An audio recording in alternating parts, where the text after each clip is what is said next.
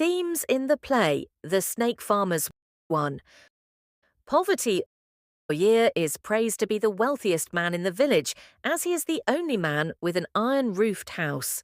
The people of Kayunga sleep in grass-thatched houses. Even the chairperson of the village has a grass-thatched hut which leaks. The villagers walk barefoot, don't have deceit clothes, which all show poverty in the village. In one of the soliloquies, Emmy Brown wishes that the children of Africa would eat as well as their dog. 2. Bad governance. The government of Sahara is incompetent and does not care about the citizens of Kayunga.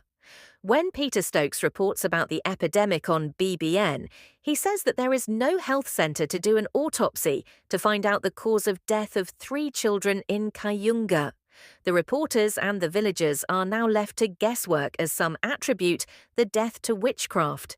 It is the foreigners from Europe that come as put forward by Sekade. Even our government to which we pay taxes has failed to show up and help, and you are here. The remote area of Kayunga, which is not so remote as it is only 100 kilometers from the city, lacks a hospital. Sekade suggests to the whites that they should put up a hospital to treat the injured people, as the only hospital is 35 kilometers away from the village. How can penniless, barefoot people walk all those miles for treatment? 3. Corruption. Corruption is manifested through dishonest embezzlement and abuse of office. Sekade is quick to point out that they need a storage building, a house for the chairman, and a hospital.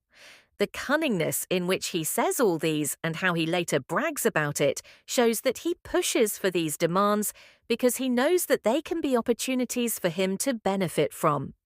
When the village leaders, Opobo and Sekade, are entrusted with responsibility of keeping money to be used in the epidemic, they embezzle some of it.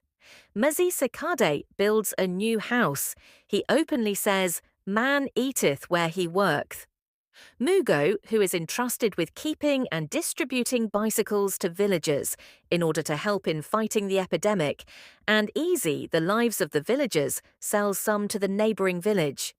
Tito says he stole some of the bicycles, and now he is stealing our wives. In order to continue tapping resources from the foreign donors, Sekade and Opobo hatch a plan to start a snake farm.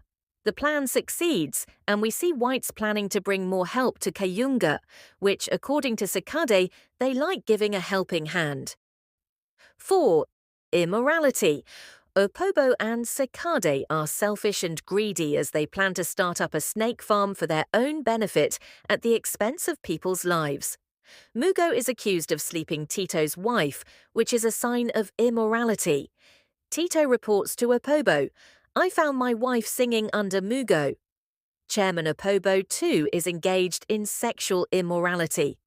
Mzee Sekade tells him, "These people have enabled you to find a concubine. I know the woman you started chewing the other day." 5. Foreign aid. Foreign aid and how it is used to reach the vulnerable is another issue of concern that Sarunkuma brings on table. In Act 2, Scene 2, Matt Brown shows disgust with Africans who embezzle money given to help the common people and suggests that it is better working with the community directly. When the British government donates $300 million to the Sahara government, strict measures are put on how the money should be used. 6. Greed and materialism. Opobo and Sekade plan to breed snakes for profit from the whites without caring about the danger they pose to society. This symbolizes leaders who exploit resources and people for personal gain. 7. Neo-colonialism. Yusuf Serunkuma satirizes African leaders who chases colonial masters but still depend on them through receiving foreign aid. 8. Suffering. The epidemic highlights the dire circumstances in the village, lack of healthcare, infrastructure, and widespread suffering. You can list more themes in the comments section. Please like, comment, and subscribe.